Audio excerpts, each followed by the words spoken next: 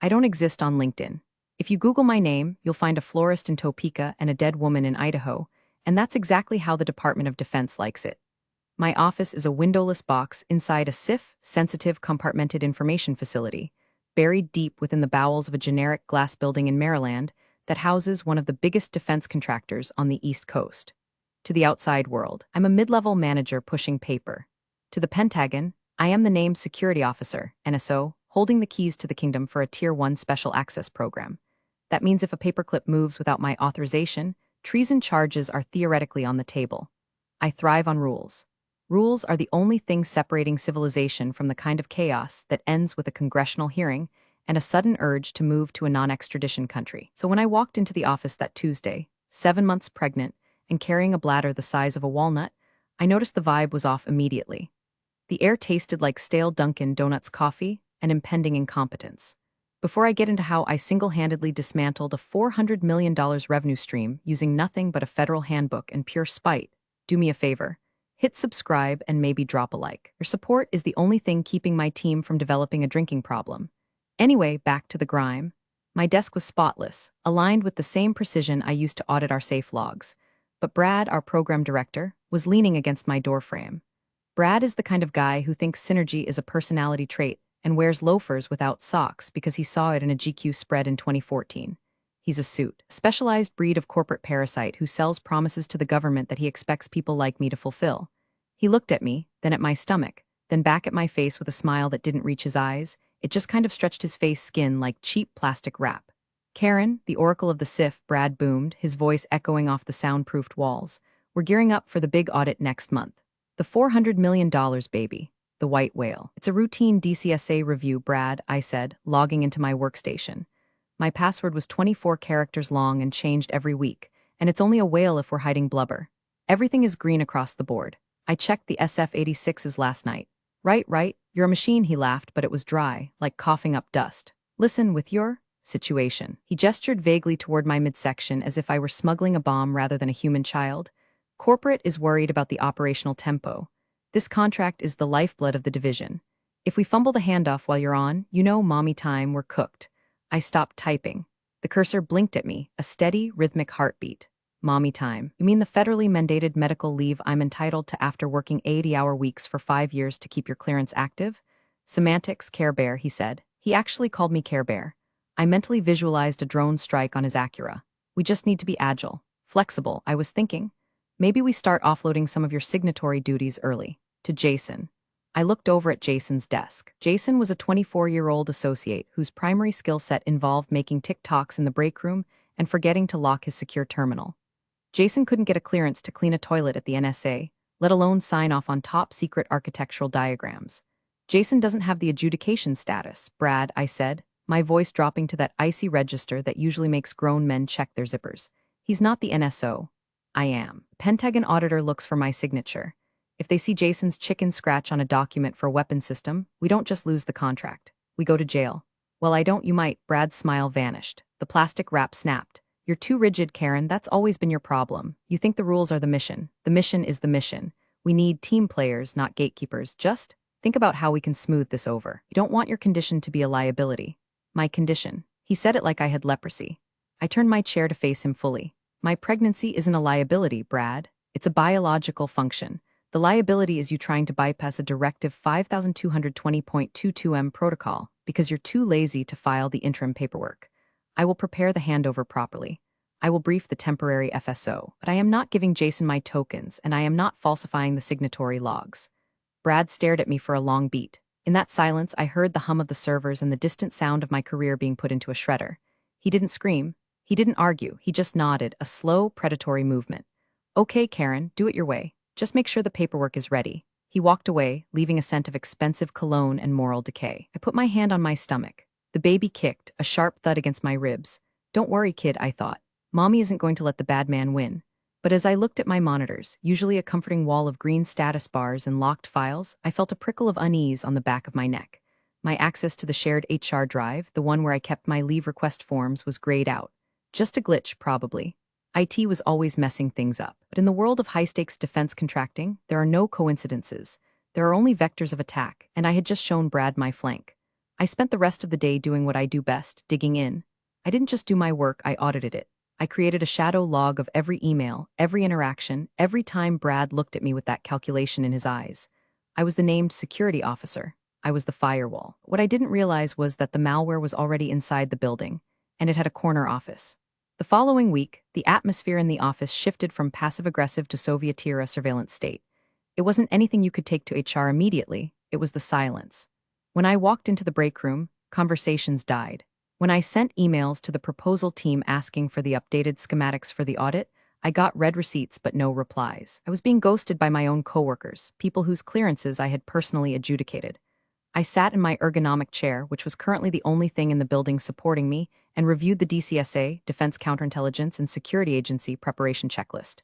The audit was 3 weeks away. I was due in 5. The timing was tight, but I had a plan. I always had a plan. Then came the friendly check-in. Outlook pinged. Calendar invite from Brad. Subject, OpSync/transition strategy. Location, his office. No agenda attached. In the corporate world, a meeting without an agenda is an ambush. I waddled down the hallway, yes, waddled. My ankles were the size of grapefruits, clutching my notebook.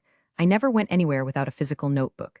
Digital notes can be deleted by an admin with a grudge. Ink is forever. Brad wasn't alone. Sitting next to him was Sheila from HR, a woman whose smile was so tight I worried if she sneezed her face would shatter. Sheila was the kind of HR rep who protected the company from the employees, not the other way around. Karen, have a seat, Brad said, gesturing to the low chair that was impossible for a pregnant woman to get out of gracefully. I remained standing. I'm good, thanks. My back prefers verticality. What's up? We're just concerned, Sheila chimed in, her voice dripping with faux sympathy. Brad mentioned you seem a bit overwhelmed. With the audit coming up and your due date, we want to make sure the company isn't putting too much strain on you. I'm not overwhelmed, I said, keeping my tone flat. I'm on schedule. The binders are 90% prep. See, that's the thing, Brad interrupted, leaning forward. 90% isn't 100. And if you go into labor early, we're left holding the bag. You need to transfer the NSO credentials. Today, I felt the temperature in the room drop. Transfer to whom? We haven't hired a qualified replacement yet. The background check on the temp hasn't even cleared the preliminary phase. To me, Brad said. He smiled and I saw the wolf teeth. I'll hold the NSO designation until you get back. I almost laughed. Brad, you have a secret clearance. The contract requires top secret with PSI eligibility. You literally cannot be the NSO. The system won't even let me input your name. It's a violation of federal law. If I give you my tokens, we are both committing a felony. Brad slammed his hand on the desk. It was a calculated outburst, meant to startle me into submission. I run this program, Karen. I don't need a lecture on federal law from someone who's about to be out of the office for 3 months pumping breast milk. You have a $400 million review. If that auditor asks for a file and I can't open it because you're in a delivery room, we lose. Then you better hope I don't go into labor, I said, my voice shaking slightly, not from fear but from the adrenaline dumping into my system. Because I am not giving you my SIPRnet token. That is a hard no, it's non-negotiable. Sheila cleared her throat. Karen, refusal to follow a direct order from leadership can be grounds for performance review. Refusal to commit a crime is grounds for a whistleblower complaint, Sheila. I shot back. Do you want me to document this conversation as a formal request to violate the National Industrial Security Program Operating Manual? Because I can write that memo right now. Silence. Thick, heavy silence. Brad's face turned a shade of red usually reserved for botched launch codes. Sheila looked at her notebook, refusing to meet my eyes. Fine, Brad spat. Get back to work. But we're going to need to figure out a workaround. You're becoming a bottleneck. I'm the safety valve, Brad. There's a difference. I walked out. My heart was hammering against my ribs like a trapped bird. I knew I had won the battle, but the war had just gone nuclear. I went back to my desk and immediately tried to log into the main server to back up my email correspondence regarding the refusal. Access denied. My stomach dropped, not the baby this time, fear. I tried my secondary login. Account suspended, contact administrator. I looked across the room. Jason was watching me, nervously spinning a pen. He quickly looked away when I caught his eye. They were cutting my lines, they were isolating me. I didn't call IT. I knew Brad had already made that call. Instead, I opened my physical safe, the one only I had the combination to, and took out the hard copy logs of every access request, every audit trail, and every clearance grant for the last 6 months. I shoved them into my oversized tote bag, underneath the prenatal vitamins and the emergency granola bars. If they were going to lock me out, I was going to make sure I took the keys with me. I spent the rest of the afternoon manually transcribing the timestamps from my local machine's event viewer into my notebook. I wrote until my hand cramped. At 4:55 p.m., an email popped up on my phone since my computer was now a brick. It was from Sheila. Subject, employment status update. I didn't open it immediately. I knew what it was. I looked around the office at the gray cubicles, the posters about integrity and vigilance, and I felt a cold, hard resolve settle over me. They thought they were cutting off a loose end. They didn't realize they were pulling the pin on a grenade. I opened the email. It was short, written in that bloodless corporate dialect that HR people learn in a specialized circle of hell. Dear Karen, effective immediately, your employment with Redacted Defense Corp is terminated. This decision is based on the operational incompatibility of your upcoming leave availability with the critical needs of the Program Management Office. Please surrender your badge and company devices to security upon exit. Operational incompatibility. That was a new one. It was a fancy way of saying, you're pregnant, you're inconvenient, and we found a way to phrase it that we think will hold up in court. I didn't cry. Crying is for people who don't have a backup plan. In the defense industry, if you're crying, you're already dead.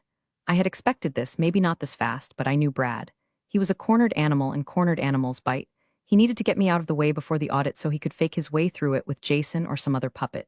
He couldn't do that while I was physically sitting there guarding the logs. I stood up. My lower back screamed, a dull ache that radiated down my legs. I ignored it. I had about 10 minutes before security, actual uniformed guards, not the clowns in the office, came to escort me out. I grabbed my tote bag. I had the hard logs. I had my notebook. But I needed one last thing. I needed the digital fingerprint of their stupidity. My workstation was locked out, but the SIF had a dedicated printer with a local memory cache for classified document handling. It wasn't networked in the traditional sense, to prevent remote hacking. If anyone had printed the offboarding documents or the internal memos regarding my status, it might still be in the localized queue history.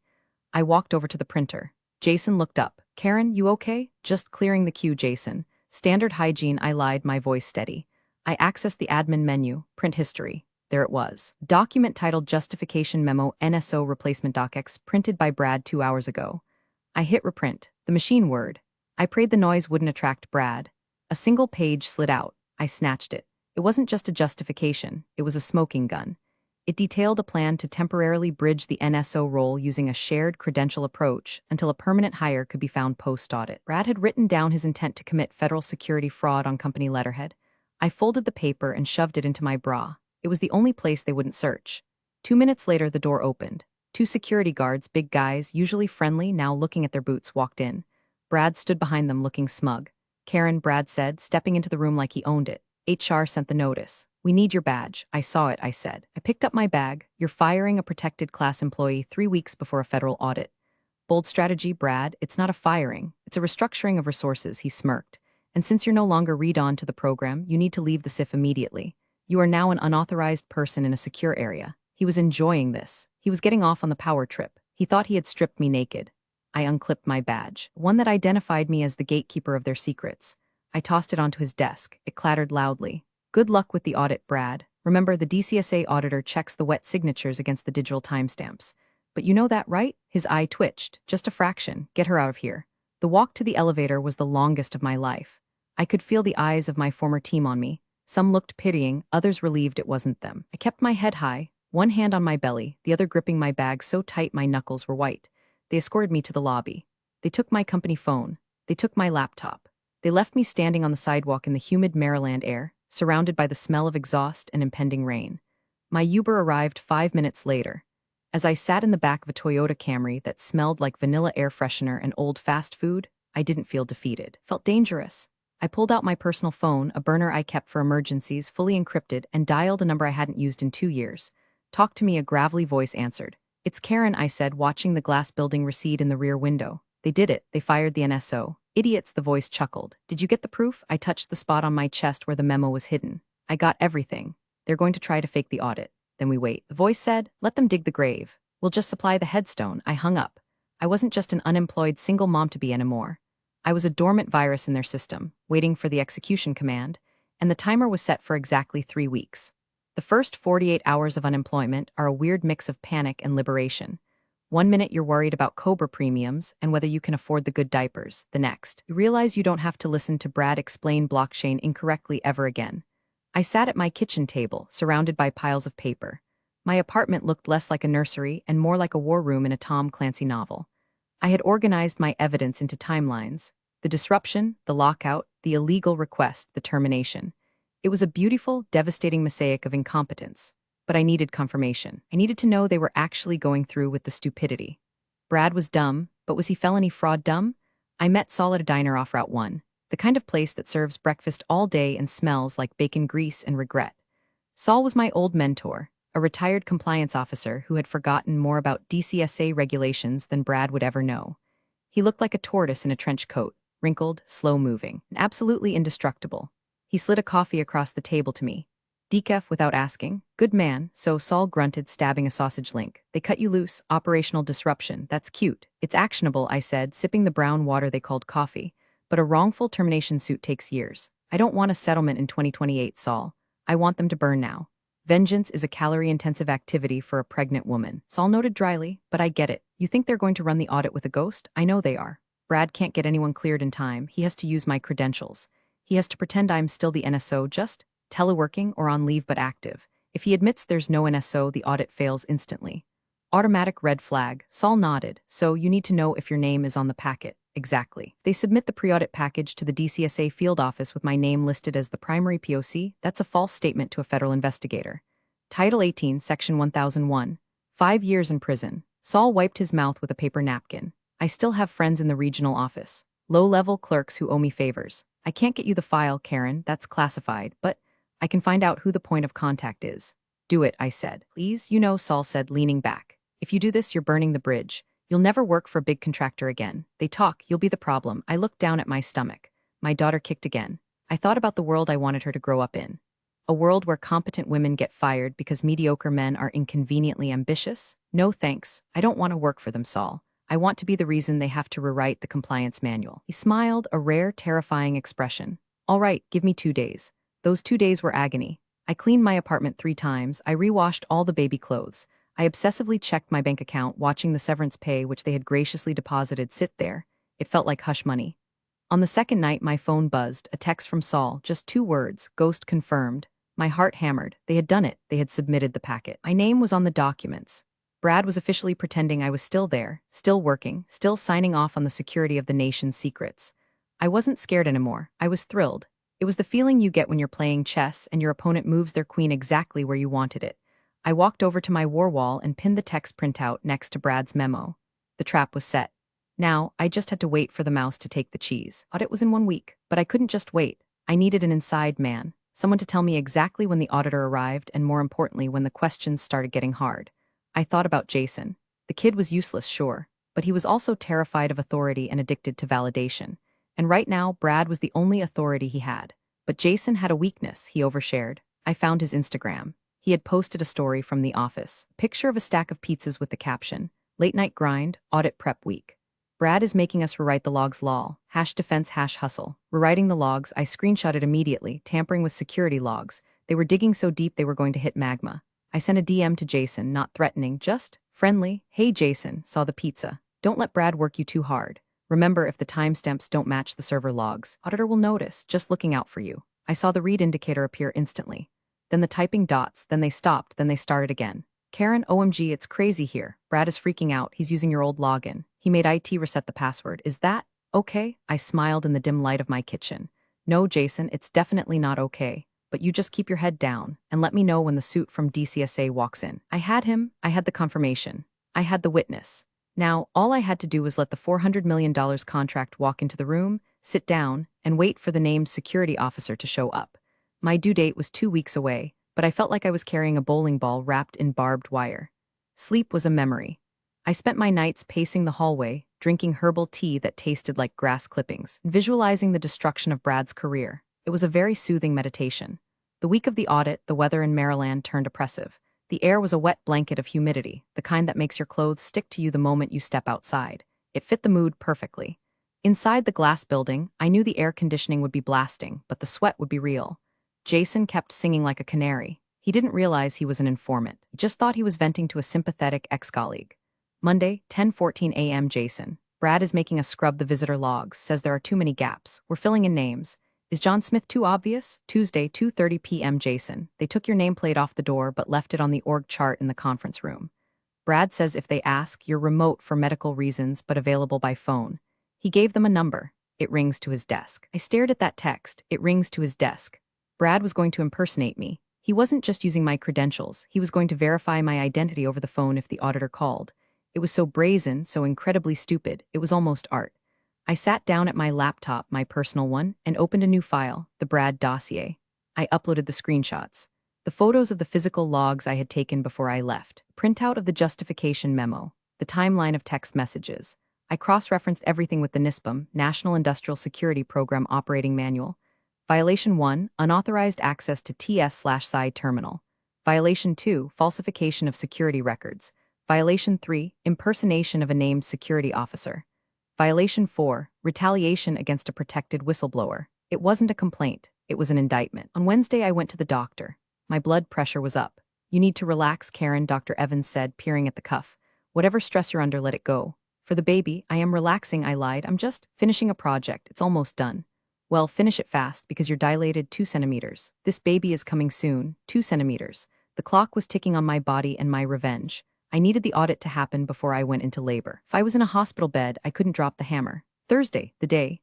I woke up at 5 a.m. I showered, dressed in the most professional maternity clothes I owned, a navy blue dress that made me look like a swollen aircraft carrier, and drove to a coffee shop across the street from the office. I couldn't go in, but I could watch. I sat by the window, nursing a decaf latte. At 8:45 a.m., a black sedan pulled up. A man in a gray suit got out, carried a leather briefcase, and walked with the distinct, soulless gait of a federal auditor. I recognized him, Agent Miller. He was known for being a stickler for detail. He once flagged a facility because their shredder crosscut size was off by a millimeter. Brad was dead meat. My phone buzzed. "Jason, he's here." "Brad is sweating through his shirt. They're going into the conference room." "Brad told me to sit at your desk and look busy." I took a deep breath. This was it. $400 million contract was on the table. The future of the division hung in the balance, and the only person who could save them was sitting across the street, eating a blueberry muffin and waiting for the explosion. I opened the contact on my phone for the DoD hotline. I didn't call yet. I wanted them to commit the act. I wanted the auditor to open the file, see my name, ask the question, and hear the lie. Time dragged. 9:30 a.m. 10 a.m. "Jason, they're doing the document review. Miller is asking about the discrepancy in the SF-86 dates. Brad said it was a software glitch." "Jason, Miller isn't buying it. He just asked to speak to the NSO." My thumb hovered over the screen. "Jason, Brad just picked up the phone on his desk. He's talking to Miller?" That was it. The line was crossed. There was no going back. I finished my muffin. I wiped the crumbs from my mouth. Then, instead of calling the hotline, I did something better. I called the front desk of the facility. "The main line, security," the guard answered.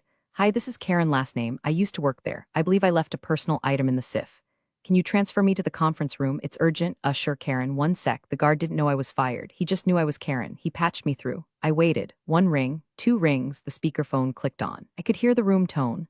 The tension. "Yes," Brad's voice, strained. "Hi, Brad," I said, my voice clear and loud, echoing through the conference room speaker. "It's Karen. I'm just calling to clarify something for the record.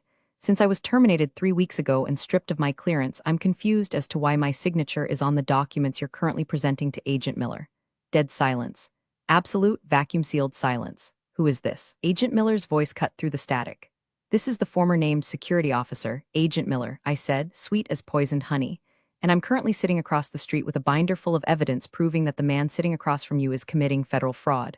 Would you like me to come over?" I hung up. I watched through the window. For a moment, nothing happened. Then the blinds in the conference room snapped open. I saw a silhouette, Brad, looking out frantically. I raised my coffee cup in a toast.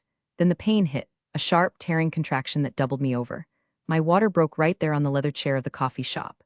"Perfect timing, kid," I thought, gritting my teeth. "Let's go." The barista panicked. "Ma'am, oh my God, are you okay? Do you want a towel, an ambulance?" "I'm fine," I gritted out, gripping the table so hard the laminate creaked. "Just call me an Uber, and maybe get a mop." The contraction rolled over me like a tidal wave. It was fitting, really. Across the street, a different kind of wave was crashing down on Brad. I imagined the scene, Agent Miller slamming the folder shut, the red stamp coming down, the immediate seizure of all classified materials. The failed designation wouldn't just be a mark on a paper. It would be a quarantine tape around the entire building. My phone blew up as I waddled/stumbled to the curb. "Jason, holy shit, Karen, what did you do?" "Miller just ordered everyone away from their terminals. He's on the phone with the FBI. Brad looks like he's having a stroke." I didn't reply. I was breathing through my nose, counting to 4, exhaling for 4. Inhale, destruction of career. Exhale, birth of child. The Uber arrived, a different one this time, thank God. "Hospital," I gasped. "Fast. If I have this baby in your Honda Civic, I'm not paying for detailing." Driver, a terrified young man named Kevin, drove like he was qualifying for Daytona. As we sped away, I looked back at the building. Flashing lights were already pulling up. Not police, Federal Protective Service. They move fast when a SIF is compromised. I arrived at the hospital fully dilated. The next 6 hours were a blur of pain, epidurals, and nurses telling me to push. But even in the haze of labor, my mind was working. I knew what would happen next. Brad would try to spin it. He'd blame me. He'd say I was a disgruntled employee sabotaging the mission. He'd try to delete the logs, but he couldn't because I had the hard copies. And Saul, push, Karen, one more, the doctor yelled. I pushed. I channeled every ounce of rage, every slight, every mommy track comment, every patronizing smile Brad had ever given me. I pushed with the force of a woman who had just nuked a $400 million revenue stream. At 4:12 p.m., my daughter was born. She screamed. It was a good, strong scream. A scream that said, I am here and I am not taking your crap. They placed her on my chest. She was tiny, messy, and perfect. I named her Maya. An hour later, as I lay in the recovery room, exhausted but euphoric, my phone rang. It wasn't Jason. It wasn't Saul. It was a number I recognized, the general counsel for the company, the big lawyer. I picked up. Hello, Miss Last Name. The voice was smooth, cultured, and terrified. This is Robert Sterling. I represent the company. We heard about the events of this morning. Events? I cooed, adjusting Maya's blanket. You mean the federal raid on your facility? We would like to discuss a settlement. A reinstatement, perhaps a misunderstanding package. Mr. Sterling, I said, my voice raspy but firm. I am currently holding a newborn infant. I am also holding a dossier of evidence that I haven't even given to the Inspector General yet. I just gave the teaser to Agent Miller. If you want to talk, you can talk to my attorney. But I'm going to tell you right now, Brad is gone. The contract is gone. And if you annoy me, I will make sure the investigation expands to the other sites. Miss Last Name, please, I'm on maternity leave, Robert. I'll call you in 12 weeks, or never. I hung up. I looked down at Maya. Well, kid, I whispered. Mommy just got you a college fund or a very long legal battle. Either way, it's going to be interesting. I closed my eyes. For the first time in 9 months, I slept. But the world outside didn't sleep. While I dreamed, the gears of the federal government, slow, grinding, and merciless, began to turn. The audit failure triggered an automatic suspension of the facility's facility clearance, FCL. That meant no classified work could be done. Not just on the $400 million contract, but on any contract housed in that building. 2,000 employees were about to be locked out. Stock prices were about to plummet. And somewhere, in a dark office, Brad was likely trying to shred a hard drive that was already imaged by the FBI. I woke up the next morning to a text from Saul. It's on the news. I turned on the TV in the hospital room. Banner crawled across the bottom of CNN. Defense contractor under investigation for security fraud. Pentagon suspends operations at Maryland site. I smiled. It was the best postpartum gift I could have asked for. Recovery is strange. Your body is healing, your hormones are crashing, and you're trying to keep a tiny human alive. Usually this is a time of isolation. For me, it was the busiest time of my life. My hospital room became a command center. Nurses would come in to check my vitals and find me reviewing legal statutes on my phone while breastfeeding. Honey, you need to rest, one nurse said, looking at the CNN chyron that was still looping the story about the defense fraud scandal. I am resting, I said. Watching Rome burn is very relaxing. 3 days later, I was discharged. I went home to my apartment, which now felt different. It wasn't just a home, it was a fortress. Subpoena arrived a week later. 2 men in dark suits knocked on my door. They weren't aggressive. They were polite, almost deferential. They knew who I was the whistle. Miss Last Name, we have a subpoena for your testimony regarding the investigation into company name, the taller agent said. He handed me the envelope like it was a fragile antique. I expected this, I said, balancing Meyer on my hip. Do you need the binder now or later? Agent cracked a smile. Later, ma'am, during the deposition, but, off the record, that phone call to the conference room, legendary, I am to please, I called Saul, I got the paper. Good, Saul said. Now you need a lawyer, not a strip mall lawyer. A shark, I know a guy. Former JAG, specializes in qui tam cases. He eats guys like Sterling for breakfast. His name was David. He met me in my living room, wearing a suit that cost more than my car. He listened to my story, looked at my evidence, and didn't interrupt once. When I finished, he sat back and whistled. Karen, he said, this isn't just wrongful termination. This is a False Claims Act case. If we prove they knowingly defrauded the government, which, thanks to Brad's memo, the government can recover 3 times the damages. And as the whistleblower, you're entitled to a percentage of that recovery. I don't care about the money, I said. Okay, I care a little about the money. Diapers are expensive, but I want Brad explicitly named. I want his clearance revoked permanently. Oh, Brad is done, David laughed. Brad is radioactive. The company has already fired him. They're trying to pin it all on him as a rogue actor. Our job is to show that the culture allowed him to exist, that HR knew, that the executives looked the other way. Sheila, I said. Sheila and HR knew. She sat in the meeting. And Sheila goes down too. The next few weeks were a blur of depositions. I sat in a conference room with Meyer in a stroller next to me, facing a phalanx of company lawyers. They looked tired. I looked like a mom who hadn't slept in a month, which meant I had nothing left to lose. They tried to discredit me. They asked about my hormonal state. They asked if I was emotional during the termination. I was very emotional, I said into the record, staring at Sterling. I was terrified that my country's secrets were in the hands of idiots. That tends to make me emotional. They showed me the logs, they showed me the fake signatures. Brad had literally scanned my old signature from a PDF and pasted it onto the new documents. It was so lazy it was insulting. Is this your signature? The prosecutor asked. It is a digital copy of my signature, I corrected. The metadata will show it was applied at a time when I was physically located at a Bye Bye Baby store, purchasing a breast pump. Unless I have telekinetic powers, I did not sign that. The prosecutor smiled. The company lawyers slumped. It was a bloodbath, but the sweetest moment wasn't in the courtroom.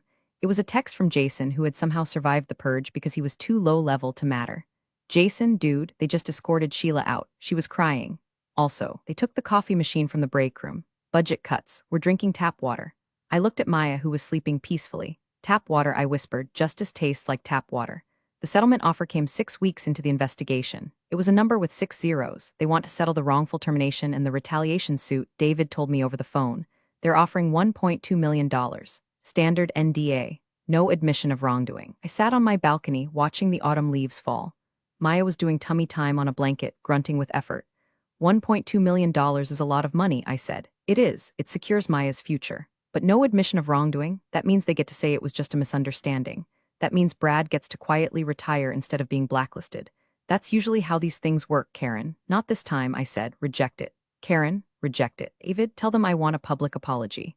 I want a statement admitting that they violated NISPM standards, and I want my clearance reinstated and flagged as unjustly revoked in DIS. I don't want their money if it buys their silence. David sighed. You're a difficult client, you know that? I'm a named security officer. Details matter. We went back to war. The company bled. The government suspended their ability to bid on new contracts for 18 months. That was the death knell. Competitors started circling like sharks, poaching the talent that hadn't been fired. The stock price dropped 40%. Finally, they broke. It was a Tuesday. Sterling called David. They capitulated. They would issue the statement. They would correct my record. And they would pay $2.5 million, part settlement, part whistleblower award. I signed the papers on my kitchen table with a spit-up cloth over my shoulder. But the real victory came in the mail. A letter from the Defense Counterintelligence and Security Agency. Dear Miss Last Name, based on the findings of the investigation, your eligibility for top secret/PSI access has been fully restored. The adverse information entered by company name has been expunged. I held the paper. It was just a piece of paper, but it was my reputation. It was my integrity. They tried to steal it, to smudge it with their grease, but I had scrubbed it clean. I thought I would feel relief. Instead, I felt finished. I looked at the badge I had mailed back to them. I realized I didn't want it back. I didn't want to go back to the windowless box. I didn't want to work for people who viewed security as a hurdle rather than a duty. I picked up my phone and called Saul. It's done, I said. They settled. Congratulations, millionaire, Saul rasped. Buying a yacht? No, I'm thinking of starting a business. Oh, insulting, I said, looking at the piles of regulations I had memorized. There are a lot of nervous whistleblowers out there who don't know how to document a file. And there are a lot of companies who need to know what happens if they try to screw over a pregnant lady. Karen's compliance and revenge? Saul laughed, something like that, but with better coffee. I hung up. I looked at Maya. She rolled over for the first time, looking surprised at her own strength. Yeah, I told her. It's surprising what you can do when you have to. 6 months later, I walked into a coffee shop in downtown Bethesda. I wasn't wearing maternity clothes anymore. I was wearing a tailored suit, sharp enough to cut glass. Maya was with a nanny, a very expensive, very qualified nanny who I had background checked back to the Stone Age. I ordered a latte, full calf. I needed the energy. My phone rang. It was a new client, a senior engineer at an aerospace firm who was being pressured to sign off on faulty wing struts. Don't sign anything, I told him, cradling the phone. Start a log, date, time, who was in the room. If they speak to you in the hallway, send an email summarizing the conversation immediately. Per our discussion, copy your personal email blind. I gave him the playbook, the Karen protocol. As I walked out with my coffee, I passed a newsstand. The business section had a small blurb, redacted Defense Corp acquired by competitor at fire sale price. The article mentioned operational failures and security compliance issues. It didn't mention me. It didn't have to. I knew. I walked to my car, a new Volvo, safest on the road. As I unlocked it, I saw a familiar face. It was Brad. He was coming out of a staffing agency across the street. He looked smaller. The suit was ill-fitting. The fake tan was gone, replaced by a pallor of desperation. He wasn't the master of the universe anymore. He was just a guy with a flagged security file who couldn't get a job guarding a mall kiosk. He saw me. He stopped. For a second, I thought he might yell, might come over and blame me for ruining his life. I just stared at him. I didn't smile. I didn't frown. I looked at him with the same detached, clinical scrutiny I used to use on a non-compliant SF-86 form. I looked at him like he was a typo. He looked away first. He hurried down the street, head down, disappearing into the crowd of commuters. I got into my car. I checked my mirror. I checked my blind spots. I drove home to my daughter. The $400 million contract was gone. The company was gutted. The bad guys lost. And me? I was just getting started. I pulled into my driveway. The sun was setting, casting a golden light over the house that compliance built. I took a sip of my coffee. It didn't taste like stale office brew. It tasted like freedom. I opened my laptop. I had 3 new inquiries. Subject, retaliation for safety report. Subject, HR ignoring harassment. Subject, can you help me document fraud? I cracked my knuckles. All right, I said to the empty room. Let's burn it down. Some people confuse access with ownership. They thought they could erase her from the system and still use her credentials like a keycard that never expires. But security doesn't work that way, especially not when it's federal. Karen didn't shout, didn't beg, didn't warn. She just let the system collapse under the weight of their arrogance. Actions have clearance levels, too, and theirs just got revoked. Thanks for sticking around to the end. See you in the next one.